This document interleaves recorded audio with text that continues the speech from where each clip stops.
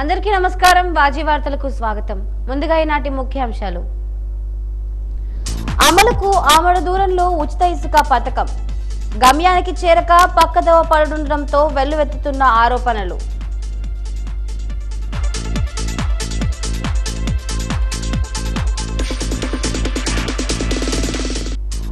మహిళలపై దాడులను పాల్పడుతున్న ముష్కరులపై చర్యలెక్కడ? సిబిఐ దర్యాప్తు చేయాలని డిమాండ్ చేసిన మహిళా సంఘాలు.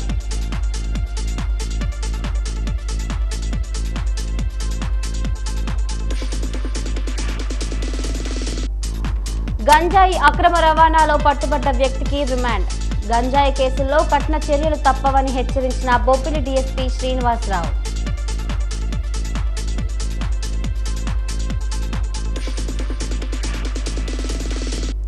మరణమే లేని యోధుడు, మరణించాడో లేదో తెలియని వీరుడు. నేతాజీ సుభాష్ చంద్రబోస్ వర్ధంతిపై వాజీ ప్రత్యేక కథనం.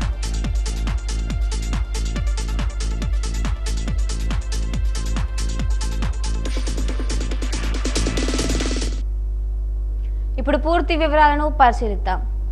ప్రభుత్వం ఎంతో పారదర్శకంగా అమలు చేద్దామని భావిస్తున్నప్పటికీ ఉచిత ఇసుక విషయంలో మాత్రం అనుకున్న ఫలితాలను సాధించలేకపోతోందనే విమర్శలు వస్తూనే ఉన్నాయి. అన్నీ ఉన్నా అల్లుడి నోట్లో శని అన్నట్లుగా ఉంది పరిస్థితి. ఉచిత ఇసుక కోసం ప్రభుత్వం మార్గదర్శకాలు ప్రకటించినా అవి ఏ మార్గం వైపు పయనిస్తున్నాయో, ఆన్లైన్లో కూడా దరఖాస్తు చేసుకునేందుకు అవకాశం ఇచ్చినా ఎక్కడ లైన్ తప్పుతుందో తెలియక సామాన్యులు సతమతమవుతున్నారు. ఉండాల్సిన చోట ఉన్నా చేరాల్సిన గమ్యానికి చేరక పక్కతోవ పట్టి బ్లాక్ మార్కెట్లోకి పోవడంపై అధికారులు చర్యలు తీసుకోవాల్సి ఉంది.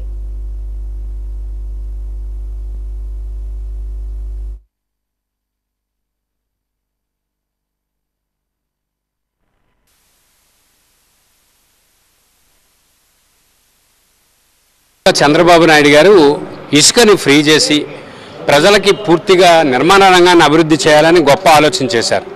కానీ దురదృష్టం ఆయన ఆలోచన ఎలా చేస్తున్నప్పటికీ కూడా ఆచరణలో కొద్ది విఫలమవుతున్న పరిస్థితి కనిపిస్తూ ఉంది. ముఖ్యంగా విజయనగరం పరిసర ప్రాంతాల్లో, విజయనగరం జిల్లాలో చూసుకుంటే ఇసుక కావలసిన వాళ్ళకి దొరకట్లేదు. పైని ఆటోలతో అమ్ముతున్నారు, బళ్ళుతోటి తీసుకొస్తున్నారు. ఎక్కడి నుంచి తెస్తున్నారంటే చెప్పరు, ఎలా వస్తుంది అంటే తెలియదని చెప్తున్నారు. కానీ ఇక్కడ వాస్తవ పరిస్థితి అది కాదు. ప్రభుత్వం పెట్టిన పాలసీకి జరుగుతున్నటువంటి పరిణామంగా మధ్య అధికారులు ఏం చేస్తున్నారో తెలియని పరిస్థితి కనిపిస్తోంది. ఎలాగైతే ప్రభుత్వానికి చెడ్డ పేరు ఖాయం. గత ప్రభుత్వాన్ని ఎందుకు అందరూ ఓడించారు? ఇసుక ఫ్రీ అని చెప్తూనే విపరీతమైనటువంటి అక్రమాలు జరిగాయి కాబట్టి ఆ ప్రభుత్వాన్ని ఇంటికి పంపించారు. కానీ ఈ ప్రభుత్వం మేలుకోవాలి. అధికారులు ఏం చేస్తున్నట్టు పబ్లిక్గా మనకు ఇసుక కావాలంటే లేదని చెప్పి బయటనే తొట్టిలతోటి, ట్రాక్టర్లతోటి, బళ్ళుతోటి అమ్ముతూ ఉంటే ఇది ఎక్కడి నుంచి వస్తుందో తెలియక మనం ఇసుకకి ఎవరికి కంప్లైంట్ చేయాలో తెలీదు. అసలు జిల్లా అధికారులకు ఇప్పటికే వాజీ ఛానల్ వాళ్ళు ఇసుకలో జరుగుతున్న అక్రమాలపైన అనేకమైనటువంటి కథనాలు ఇచ్చారు. దానిపైన జిల్లా యంత్రాంగం స్పందించాలి. స్పందించకపోతే గ్యారంటీగా ప్రభుత్వానికి చెడ్డ పేరు వస్తుంది. వెంటనే జిల్లా యంత్రాంగం స్పందించి ఫ్రీ ఇసుకని అందరికీ అందుబాటులోకి తీసుకొచ్చి నిర్మాణ రంగాన్ని అభివృద్ధి చేయాలని చెప్పి లోక్సత్తా పార్టీ రాష్ట్ర అధ్యక్షుడిగా నేను కోరుతున్నాను. గజపతి నగరంలో గంజాయి రవాణా చేస్తున్న వ్యక్తిని అరెస్ట్ చేసి రిమాండ్ కు తరలిస్తున్నట్లు బొబ్బిలి డీఎస్పీ పి శ్రీనివాసరావు తెలిపారు. గజపతి నగరం పోలీస్ స్టేషన్ ఆవరణలో విలేకరులతో మాట్లాడుతూ ఛత్తీస్గఢ్ రాష్ట్రానికి చెందిన దేవేందర్ కుమార్ మంజు 4 కిలోల గంజాయిని బ్యాగ్ లో రవాణా చేస్తుండగా రైల్వే స్టేషన్ సమీపంలో జాతీయ రహదారిపై పట్టుపడినట్లు చెప్పారు. ఈ సమావేశంలో Gajapati Nagaram circle inspector GAV Ramana, sub inspector U Mahesh పాల్గొన్నారు.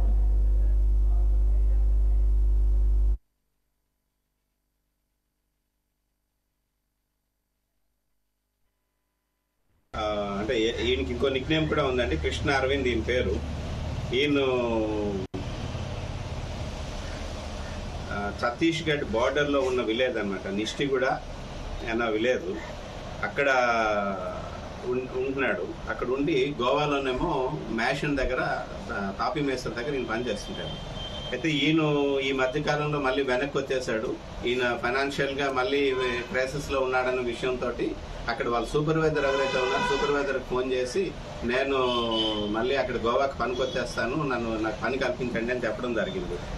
దాంతో ఒక మాధవ్ బర్మాలి అని చెప్పేసి నవరంగ్పూర్ ఇది, ఆయన ఈయన కాంటాక్ట్ చేస్తాడు. నువ్వు అక్కడ గోవా వెళ్తున్నావు కదా, గోవా వెళ్ళేటప్పుడు నీకు కొద్దిగా డబ్బులు వచ్చే మార్గం చెప్తాను, నీకు ఒక ప్యాకెట్ గాంజా ఇస్తాను, తీసుకొని వెళ్ళి అక్కడికి వెళ్ళి గోవా వెళ్ళిన తర్వాత అక్కడ ఒకరికి ఇచ్చేలాగుంటే నీకేమో అమౌంట్ ఇస్తాను అని చెప్పేసి ఆయనకి చెప్పడం జరిగిందనమాట. దాంతో ఈయన ఏం చేశాడంటే బ్యాగ్ పట్టుకొని వస్తూ కెసింగా అని చెప్పేసి ఒక స్టేషన్ వరకు అక్కడి వరకు వచ్చి అక్కడ ట్రైన్ ఎక్కాడండి. ట్రైన్ ఎక్కి ట్రైన్లో వస్తూ గజపతినగరం దగ్గర దిగిపోయాడు. దిగిపోయి అక్కడి నుంచి వస్తున్నాడు. ఇక్కడి నుంచి విజయనగరం వెళ్ళి విజయనగరం నుంచి గోవా వెళ్ళడానికి అని చెప్పేసి ఆయన తాలూకా ప్లాన్.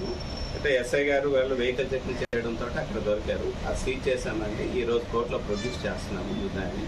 అట్లాగే దీని వెనుక ఎవరైతే ఉన్నారో మహదేవ్ బర్మాలి అన్న ఆయన కూడా, ఆయన తాలూకా ఫోన్ నెంబర్ ఉంది, లొకేషన్ అవి చూసాము. ఆయన కూడా అప్రిహెండ్ చేస్తాము. అప్రిహెండ్ చేసిన తర్వాత ఈయన గోవాలో ఎవరికి ఇస్తున్నారు అన్నది కూడా మేము ఇన్ఫర్మేషన్ తెలుసుకొని వాళ్ళని కూడా అరెస్ట్ చేయడం జరిగింది. ఆఫీసర్స్ ఇన్స్ట్రక్షన్స్ మేరకు మేము కూడా డైనమిక్ వెహికల్ చెకింగ్. కలకత్తాలో జూనియర్ డాక్టర్పై జరిగిన అత్యాచారంపై కేంద్ర రాష్ట్ర ప్రభుత్వాలు నైతిక బాధ్యత వహించాలని ఆశా వర్కర్స్ యూనియన్ జిల్లా ప్రధాన కార్యదర్శి బి సుధారాణి డిమాండ్ చేశారు. ఎన్టీఆర్ శ్రామిక భవన్ సిఐటియు కార్యాలయంలో ఏర్పాటు చేసిన విలేకరుల సమావేశంలో ఆమె మాట్లాడుతూ ఆగస్టు 8న రాత్రి వరకు డ్యూటీలో ఉండి సెమినార్ హాల్లో విశ్రాంతి తీసుకుంటున్న జూనియర్ డాక్టర్ను కొద్దిమంది సామూహిక అత్యాచారం చేసి అతి కిరాతకంగా హత్య చేశారని, ఈ దారుణ ఘటన పట్ల ఆశా వర్కర్స్ యూనియన్ తీవ్ర దిగ్భ్రాంతి వ్యక్తం చేస్తోందని, కేంద్ర రాష్ట్ర ప్రభుత్వాల నైతిక బాధ్యత వహించి సంఘటనపై సిబిఐ దర్యాప్తు జరపాలని డిమాండ్ చేశారు. బెంగాల్ ప్రభుత్వం ఆధారాలు తారుమారు చేసే పనిలో ఉన్నట్లు అనుమానం వ్యక్తమవుతోందని, ఒకరిపై కేసు నమోదు చేసి ప్రిన్సిపల్ కు వేరే చోట వెంటనే పోస్టింగ్ ఇవ్వడం జరిగిందని ఆవేదన వ్యక్తం చేశారు. మహిళల పని ప్రదేశాలలో లైంగిక వేధింపుల నిరోధక కమిటీలు వేయాలని డిమాండ్ చేశారు. జాతీయ స్థాయిలో చట్టాన్ని పటిష్టం చేయాలని కోరారు.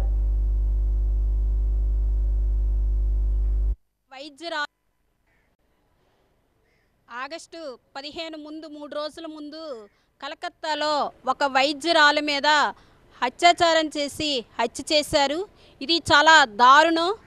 ఈరోజు సిఐటియుగా దీన్ని మేము తీవ్రంగా ఖండిస్తున్నాం. ఆశా వర్కర్సు వైద్య రంగంలో పనిచేస్తున్న ఆశా వర్కర్లు కానీ, ఈరోజు వైద్య సిబ్బంది, ఆవిడ ఒక డాక్టరు, పేద ప్రజలకి సేవ చేయడంలో కీలక పాత్ర పోషిస్తున్న వైద్యురాలకే రక్షణ లేదు.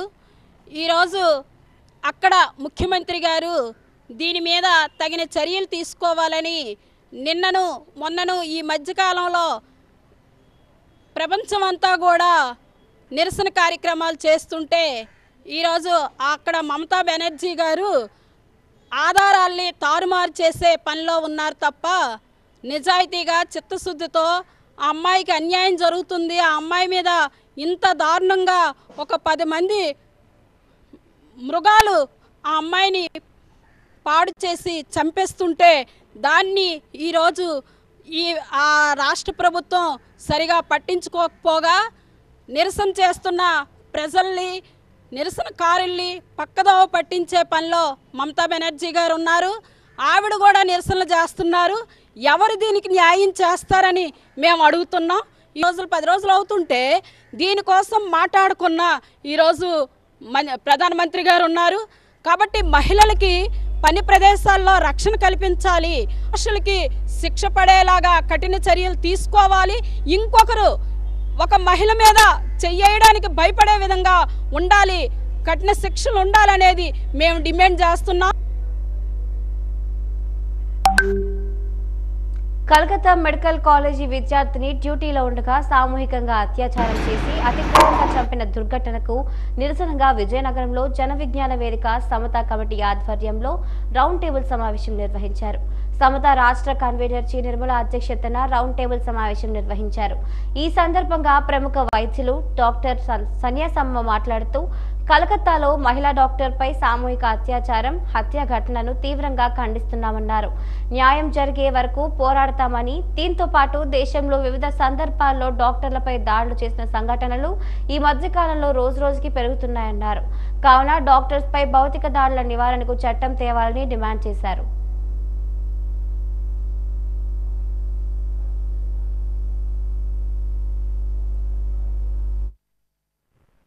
ఇప్పటి వరకు న్యాయం జరగలేదు. అలాగే దోషుల్ని కఠినంగా పట్టుకొని కఠినంగా శిక్షించలేదు. బెంగాల్ రాష్ట్ర ప్రభుత్వం ఒక్క వ్యక్తినే పట్టుకొని ఈ కేసుని పక్కదో పట్టించాలని చూస్తూ ఉంది. కాబట్టి బెంగాల్ రాష్ట్రం వెంటనే స్పందించి దోషుల్ని పట్టుకొని కఠినంగా శిక్షించాలి. ఫాస్ట్ ట్రాక్ కోర్టుల ద్వారా కఠినంగా శిక్ష వేయాలి దోషులకి. అదేవిధంగా మా అమ్మాయి డాక్టర్ పైన అలాగే బెంగాల్ రాష్ట్రంలో అలాగే మరి డాక్టర్ అమితపై చాలా పాశవికంగా చాలా ఘోరంగా అతి దారుణంగా ఆమెపై అత్యాచారం చేసి హత్య చేసిన విషయం మనందరికీ తెలిసిందే. కాబట్టి ఇటువంటి సంఘటనలు రోజు రోజుకి పెరుగుతూ ఉన్నాయి. మరి బెంగాల్ రాష్ట్ర ప్రభుత్వం నిర్లక్ష్యం వహిస్తూ దోషులు ఇప్పటికీ పట్టుకొని శిక్షించలేదు. కాబట్టి తక్షణమే శిక్షించాలి.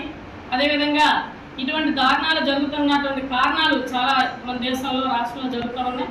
మరి ఎక్కువగా ఇటువంటి సంఘటనలు జరగడానికి మాదక ద్రవ్యాలు అయిన డ్రగ్స్ ఇలాంటివన్నీ ఒక దీనిగా సాగుతున్నాయి. కాబట్టి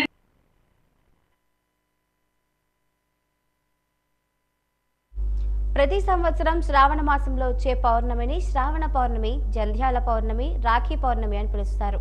ఈ పవిత్రమైన రోజున ప్రపంచవ్యాప్తంగా ఉన్న భారతీయులందరూ రక్షాబంధన్ వేడుకలను జరుపుకుంటారు. రేపు రాఖీ పౌర్ణమి సందర్భంగా వాజీ ఛానల్ అందిస్తున్న ప్రత్యేక కథనం. ప్రతి సంవత్సరం శ్రావణ మాసంలో వచ్చే పౌర్ణమి రాఖీ పౌర్ణమి. ఈ పర్వదినాన సోదరీమణులంతా తమ సోదరులకు రాఖీ కట్టి పండుగలా జరుపుకుంటారు. రాఖీ అంటే రక్షణ అని అర్థం. రక్షాబంధన్ లో రక్ష అంటే రక్షించటం, బంధన్ అంటే సూత్రం అని అర్థం. అందుకే ప్రతి ఒక్క సోదరిమణి తమ సోదరులకు రక్షాబంధన్ కడతారు. తమ సోదరులందరూ ప్రతి ఒక్క పనిలోనూ విజయం సాధించాలని కోరుతూ, వారి జీవితంలో ఉన్నత స్థానానికి ఎదగాలని కోరుకుంటూ ఎర్రని దారాన్ని తయారు చేసి చేతికి కడతారు. అదే సమయంలో వారికి ఏదైనా తీపి పదార్థం తినిపించి వారి నుదుట వీరతిలకం పెడతారు. అనంతరం హారతిచ్చి వారి క్షేమాన్ని కోరుకుంటారు. సోదరులు సైతం తమ సోదరికి జీవితాంతం ఎల్లప్పుడూ రక్షణగా ఉంటామని వాగ్దానం చేస్తారు. అంతేకాదు వారికి నచ్చిన బహుమతులను సైతం ఇచ్చేస్తారు. పురాణాల్లో రాఖీ పౌర్ణమిపై ఒక ఆసక్తికరమైన కథ ఉంది. ఇంద్రుని ఇంటిపై ఓ రాక్షసి దాడి చేసి ఆక్రమించుకుంటుంది. అప్పుడు ఇంద్రుని సతీమణి సచీదేవి తనకు సహాయం చేయాలని శ్రీ మహావిష్ణువు వద్దకు వెళ్లి వేడుకుంటుంది. అప్పుడు ఇంద్రుడిని కాపాడడానికి విష్ణువు తన మణికట్టు చుట్టూ పత్తితో తయారు చేసిన ఒక పవిత్రమైన దారాన్ని కట్టాలని సూచించాడు. అప్పుడు సచీదేవి కోరిక మేరకు విష్ణుదేవుడు ఆ రాక్షసిని నాశనం చేస్తాడు. అప్పటి నుండి ఈ రాఖీ దారం ఉనికిలోకి వచ్చింది. మన దేశంలో రాఖీ పౌర్ణమికి అనేక పేర్లున్నాయి. ఉత్తర భారతంలో రక్షాబంధనగా పిలిచే ఈ పండుగను సావని, సలోనా అని కూడా అంటారు. గుజరాత్లో పవిత్రోపణ, మహారాష్ట్రలో నరాళి పూర్ణిమ, దక్షిణ భారతంలో నారికేళ పౌర్ణమి అని పిలుస్తారు. మహారాష్ట్రలోని సముద్ర తీర ప్రాంతంలో ఈ పండుగ వేళ కొలిస్ అనే మత్స్యకారులు వరుణదేవుడిని ఆరాధిస్తారు. రాఖీ పండుగ వేళ కొబ్బరికాయలను సాగరంలోకి విసిరి వరుణదేవుడిని ప్రత్యేకంగా పూజిస్తారు. పశ్చిమ బెంగాల్, ఒరిస్సా రాష్ట్రాల్లో ఘాలాన్ పూర్ణిమ పేరిట రాధాకృష్ణులు పూజించిన తర్వాత మహిళలు తమ సోదరులకు రాఖీ కడతారు. మన దేశంతో పాటు నేపాల్, ఇతర దేశాల్లోని హిందువులు, జైనులు, సిక్కులందరూ ఈ పండుగను జరుపుకుంటారు. వాజీ ప్రేక్షకులకు శ్రావణ పౌర్ణమి, రాఖీ పౌర్ణమి శుభాకాంక్షలు. ఆశ్రయ బ్లడ్ డోనర్స్ క్లబ్ ఆధ్వర్యంలో రోటరీ బ్లడ్ బ్యాంక్ లో అత్యవసర రక్తదాన శిబిరం నిర్వహించారు. ముఖ్య అతిథి ప్రముఖ న్యాయవాది ఎస్ఎస్విఆర్ఎం రాజు రక్తదాతలను అభినందించారు. భారత మాజీ వాయు సైనికులు, ఉపాధ్యాయులు బొడ్డేపల్లి రామకృష్ణారావు 185వసారి రక్తదానం చేశారు. పార్వతి 12వసారి, వారి కుమారుడు లోకేష్ తొలిసారి రక్తదానం చేయడంతో వారిని అభినందించారు. నిర్వాహకులు రామకృష్ణను రోటరీ బ్లడ్ బ్యాంక్ కార్యదర్శి ప్రవీణ్ అంచాలియా, వైద్యాధికారి డాక్టర్ మహేష్లు సత్కరించారు.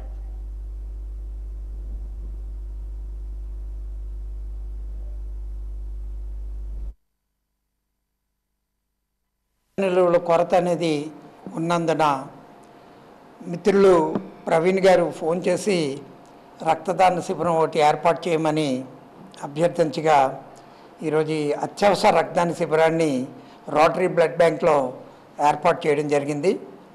ఈ రక్తదాన శిబిరానికి స్వచ్ఛందంగా విచ్చేసినటువంటి రక్తదాతలందరూ కూడా పేరు పేరున ధన్యవాదాలు. ముఖ్యంగా తన పిల్లల్ని తాను రక్తదానం చేస్తూ తన పిల్లల్ని కూడా ఈ రక్తదాన శిబిరానికి తీసుకువచ్చినటువంటి ఆ మాతృమూర్తి శ్రీమతి పార్వతి గారికి ప్రత్యేకంగా ధన్యవాదాలు తెలియజేసుకుంటున్నాం. ఎందుకంటే మనం ఇవ్వడమే కాకుండా మన కుటుంబ సభ్యులను కూడా మనం ప్రోత్సహిస్తూ వాళ్ళని కూడా ఈ రక్తదాన శిబిర ఉద్యమంలో వాళ్ళని భాగస్వాములు చేయడం అనేది నిజంగా చాలా అవసరం ఈరోజు ఈ సమాజంలో. కాబట్టి అటువంటి తల్లిదండ్రుల్ని మనం నిజంగా అభినందించవలసిన విషయం. ఈరోజుతో 185వ ఈరోజు రక్తదానం చేయడం జరిగింది. యువత రావాలి. అయితే యువత రావాలంటే ఏంటంటే వాళ్ళు వచ్చిన వందకి రక్తదానం చేస్తే ఒక సర్టిఫికేట్ ఇస్తూ ఆ సర్టిఫికేట్లు కానీ ఒక 10, 20 సార్లు తన జీవితకాలు ఇస్తే వాళ్ళకు ఒక రికగ్నేషను లేకపోతే ఏదైనా ప్రభుత్వం ఇస్తుందంటే ఇంకా ముందుకు వస్తారు. ప్రభుత్వం దానికి రికగ్నేషన్ ఇవ్వాలి. రక్తదానం చేసిన విద్యార్థులకు మాత్రమే, పెద్దవాళ్ళకి కాదు. అలాగే ఇస్తే ఆ విద్యార్థులు కూడా వస్తారు. మరి రామకృష్ణ గారు మీకు తెలుసు, బొడ్డేపల్లి రామకృష్ణ ఇప్పటికి 184 సార్లు ఇచ్చారు. ఇవాళ 185 సార్లు ఇవ్వబోతున్నారు. అది కూడా గుర్తించి మొన్న రాష్ట్ర ప్రభుత్వం ఆగస్టు 15ని గవర్నమెంట్గా ఇది గవర్నర్గా ట్రీట్ అని అంటారు. అంటే జస్ట్ టీ అండ్ హైటీ అంటారు. అది ఆ హైటీకి కూడా ఈయనకి ఇన్విటేషన్ వచ్చింది, వెళ్ళారు. ఎందుకు రక్తదానం అన్నిసార్లు చేశారని ప్రభుత్వం కూడా గుర్తించింది. అంటే ఎందుకు చెప్తున్నా, రక్తదానం అనేది ప్రతి ఒక్కరూ చెయ్యాలి. అయితే నాకేంటి ఒక 5 ఏళ్ళు 6 ఏళ్ళు 7 ఏళ్ళు అయింది వీళ్ళందరితో పరిచయం అయ్యి నేను రక్తం ఇద్దామని నాకు కోరిక ఉంది, కానీ వయసు మాత్రం దాటిపోయింది. రక్తం ఇచ్చే వయసు దాటిపోయింది. ఎనీహో నాకు రక్తం ఇచ్చే వయసు లేకపోయినా రక్తం ఎవరైనా ఇవ్వాలంటే వాళ్ళని మనం ఎంకరేజ్ చేయడం, వాళ్ళు మనం ముందుకు తీసుకెళ్ళి ఇంకా రక్త నిల్వలు లేవు అంటున్నారు. అయితే చివరిగా నేను చెప్పేది ఏంటంటే రోటరీ క్లబ్లో ఇప్పుడు ఇస్తున్నారు. ఇందులోనేంటంటే రోటరీ క్లబ్ అమూల్యం చాలా గొప్పగా తయారు చేశారు. నాకు తెలిసి నగరంలోని గురుజాడ కళాభారతిలో గంటా లక్ష్మీ సినీ ఆర్కెస్ట్రా సౌజన్యంతో శ్రీ ఆదినారాయణ స్మారక కళాపీఠం ప్రారంభోత్సవం ఘనంగా నిర్వహించారు. 12 గంటల నిర్విరామ సినీ సంగీత విభావరి నిర్వహించారు.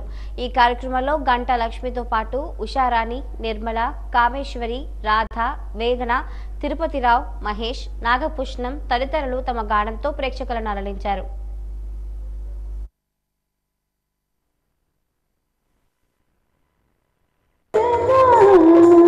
అభినవ శశిరేఖవో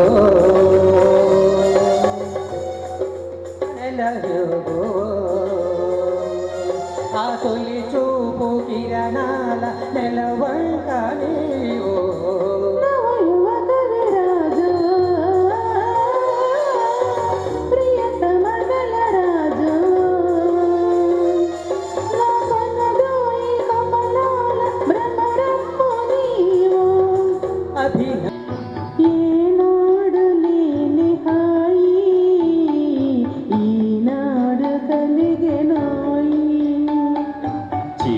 చిరునవ్వులోని హాయి చిల్లికించెనే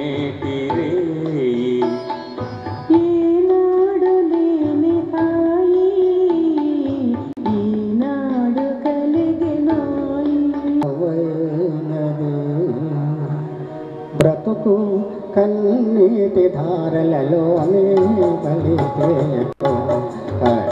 కానిది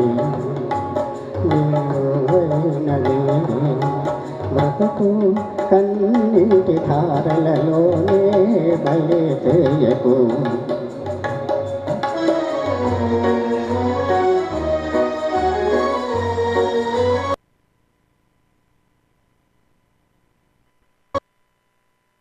మెగాస్టార్ చిరంజీవి పుట్టినరోజు వేడుకల సందర్భంగా మెగా అభిమానులు నగరంలోని శ్రీకృష్ణ థియేటర్ కార్మికులకు ఉచితంగా బియ్యం పంపిణీ కార్యక్రమం నిర్వహించారు.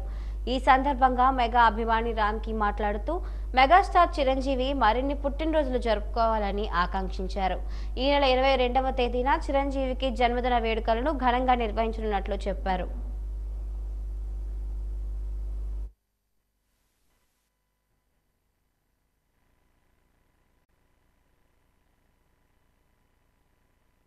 చిరంజీవి యువత వ్యవస్థాపక అధ్యక్షులు శ్రీ రమణం స్వామినాయుడు గారు పిలుపు మేరకు మా ఆరాధ్య దైవం మెగాస్టార్ చిరంజీవి గారు జన్మదిన వారోత్సవ సందర్భంగా నేడు 3వ రోజు స్థానిక కృష్ణా థియేటర్ వద్ద పేదలకు ఉచిత బియ్యం పంపిణీ కార్యక్రమం జరిగింది.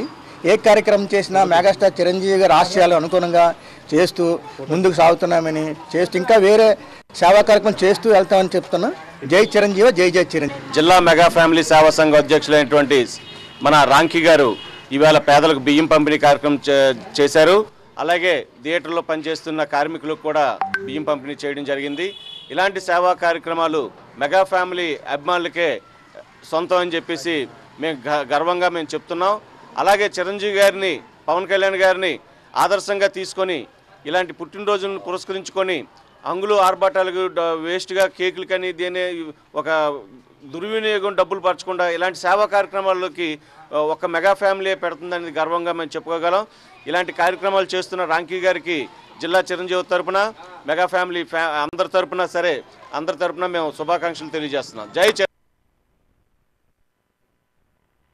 నగరంలోని కొత్తపేట మండపం సమీపంలో బుక్కా వీధిలో ఆర్య సోమయాజుల కాశీరావు స్మారక భవనంలో జిల్లా రంగస్థల కళాకారుల సంక్షేమ సంఘం సర్వసభ్య సమావేశం జరిగింది. ఈ కార్యక్రమానికి ముఖ్య అతిథిగా లోక్సత్తా పార్టీ రాష్ట్ర అధ్యక్షులు భీశెట్టి బాబ్జీ హాజరయ్యారు. ఈ సమావేశంలో కళాకారుల సంక్షేమంపై చర్చించారు. కమిటీ ఏర్పడి 2 సంవత్సరాలు పూర్తయిన సందర్భంగా నూతన కమిటీని ఎన్నుకున్నారు.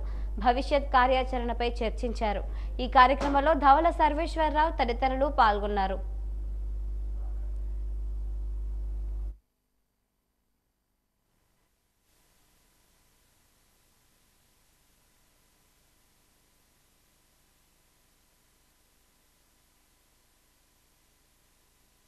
ఉత్సాహం ఉంది, అనారోగ్యం ఏమీ లేదు. కానీ లక్ష్యం ఏమిటంటే మాకన్నా స్పీడ్గా పనిచేసేవాడు మీలో వచ్చే కార్యవర్గంలోకి రావాలి అన్నటువంటి ఆలోచన మాత్రమే బలంగా ఉన్నది. నేను ఇప్పుడు కూర్చోలే పడుకోలేదు, అనారోగ్యంగా పడుకోవటం లేదు, నేను మీతోనే ఉంటాను. కానీ ఈ యొక్క అధ్యక్ష స్థానానికి నన్ను దయచేసి తప్పించి మీలోనే మనలోనే నుంచి రావాలని కోరుతున్నాము. అది అప్పుడు గారితో మాట్లాడామని, అప్పుడు గారు కూడా మేము కూడా ఒకటే తీరులో ఉన్నాము. కారణం ఏంటంటే ఒక్కొక్కరు మాట్లాడుతున్నప్పుడు ఎలా భిన్నంగా ఉంటుందో, రామాయణం అందరూ మాట్లాడతారు, ఒక్కొక్కరు మాట్లాడుతుంటే ఒక రకంగా ఉంటుంది, రాస్తారు. అదేవిధంగా ఉత్సాహంతో. కానీ ఒకటి మాత్రం ముందు చెప్పడం జరిగింది, బాధ్యత బలవంతంగా కాకుండా నేను తప్పకుండా సేవ చేస్తాను, మీకు వారసులుగా సహచరులుగా మేము మళ్ళీ ఈ కార్యక్రమాన్ని నడిపించాలన్న చేయంతో మాత్రమే ముందుకు రావాలి. 10 సార్లు సత్యబాబుతో మాట్లాడుకున్నాం, సంగీతం మాట్లాడుకున్నాం. అలాగనే ఎవరు ఏం చేస్తారన్నది మరొకసారి వాళ్ళ అభిప్రాయం తెలియపరుస్తారు. నగరంలోని క్రీడా ప్రాధికార సంస్థ ఇండోర్ స్టేడియంలో ఏపీ రాష్ట్ర సీనియర్ బ్యాడ్మింటన్ ఛాంపియన్షిప్ పోటీలు నిర్వహించారు. ఈ పోటీలకు విశేషమైన స్పందన లభించింది. సుమారు 200 మంది క్రీడాకారులు పోటీల్లో పాల్గొన్నారు. ఈ సందర్భంగా మాజీ MLA K A Naidu, AP badminton association సభ్యులు కుసుమ్ బచ్చన్ మాట్లాడుతూ ఈ నెల 17వ తేదీ నుంచి పోటీలు ప్రారంభమయ్యాయని, ఈ రోజుతో ముగుస్తాయని అన్నారు. ఈ పోటీల్లో గెలుపొందిన క్రీడాకారులు జాతీయ స్థాయి పోటీలకు వెళ్తారని అన్నారు. క్రీడాకారులకు భోజనం, వసతి సౌకర్యాలు ఏర్పాటు చేశామని అన్నారు.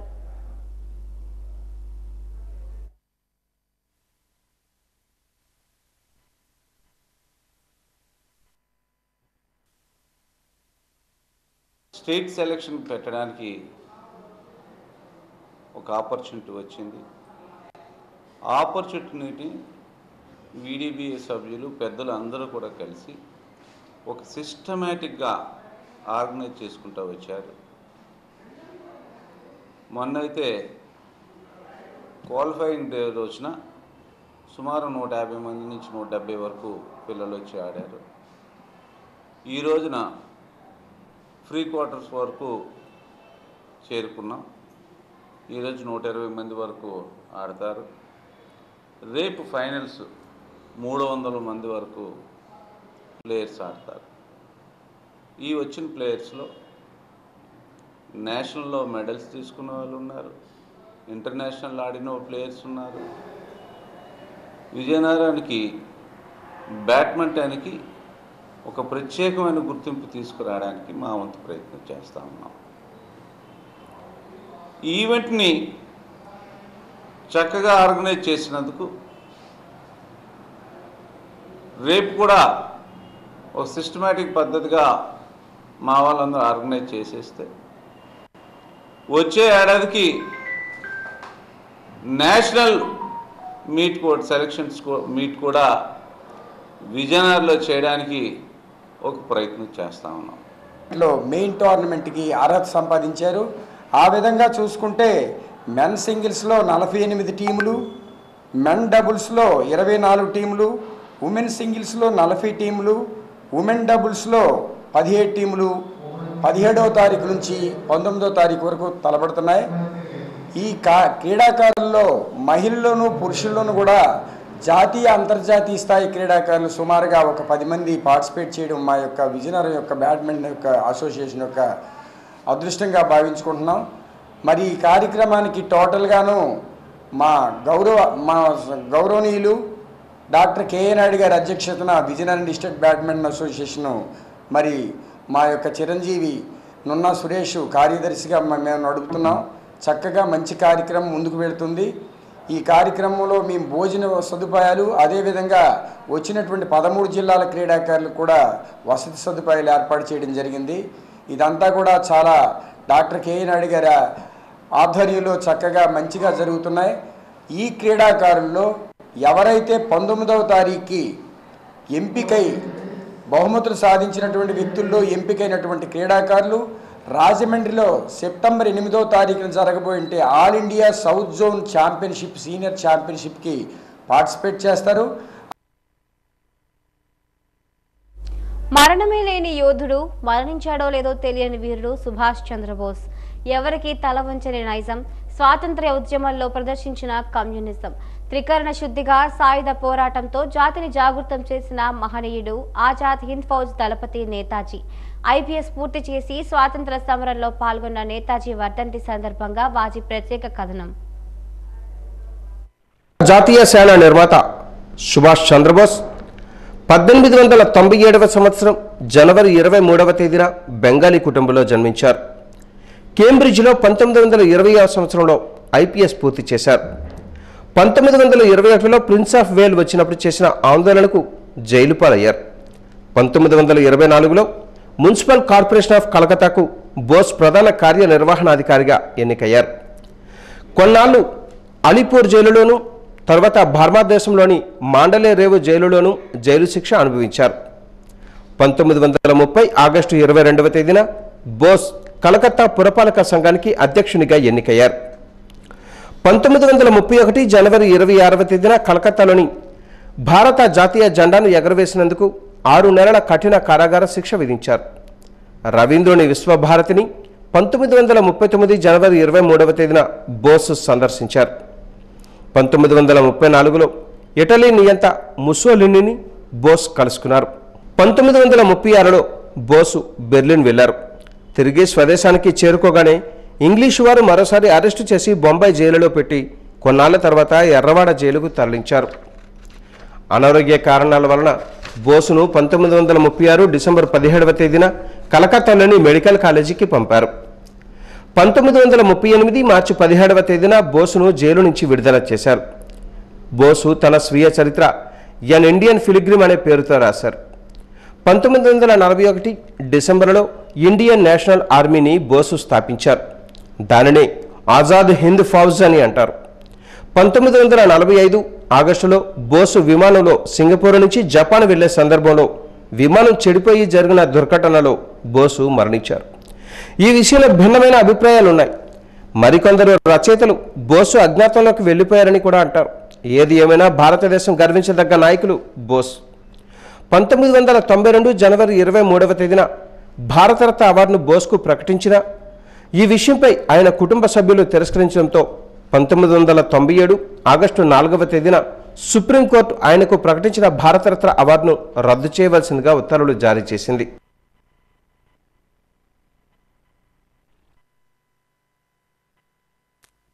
నగరంలో వర్షం కుండపోతగా కురిసింది. దీంతో లోతట్టు ప్రాంతాలు జలమలమయ్యాయి.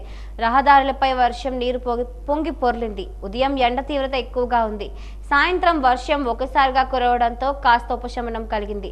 సాయంత్రం 4:30 గంటలకు ప్రారంభమైన వర్షం ఎడతెరిపి లేకుండా కురిసింది. జిల్లా వ్యాప్తంగా కూడా వర్షం కురవడంతో వరి పంటకు ఈ వర్షం ఉపయోగపడుతుందని రైతులు హర్షం వ్యక్తం చేస్తున్నారు. గత వారం రోజుల నుంచి వర్షం లేకపోవడంతో వర్షం కోసం రైతులు ఎదురు చూశారు. ఈ రోజు కురిసిన వర్షంతో రైతులు ఆనందం వ్యక్తం చేశారు.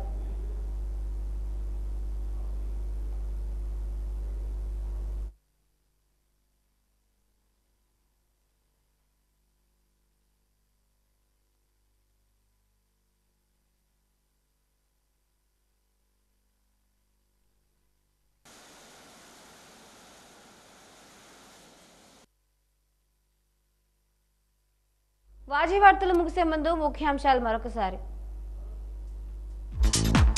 అమలుకు ఆమడ దూరంలో ఉచిత ఇసుక పథకం.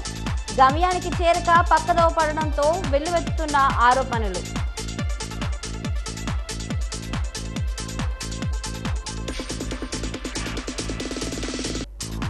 మహిళలపై దాడులకు పాల్పడుతున్న ముష్కరులపై చర్యలెక్కడ?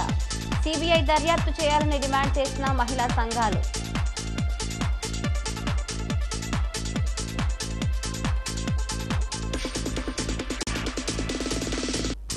గంజాయి అక్రమ రవాణాలో పట్టుబడ్డ వ్యక్తికి రిమాండ్. గంజాయి కేసుల్లో కఠిన చర్యలు తప్పవని హెచ్చరించిన బొబ్బిలి డీఎస్పీ శ్రీనివాసరావు.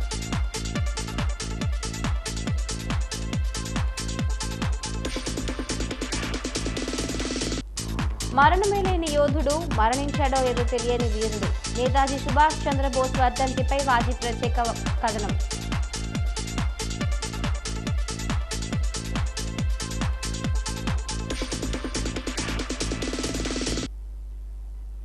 ఇంతటితో వాజీ వార్తలు సమాప్తం. నమస్కారం.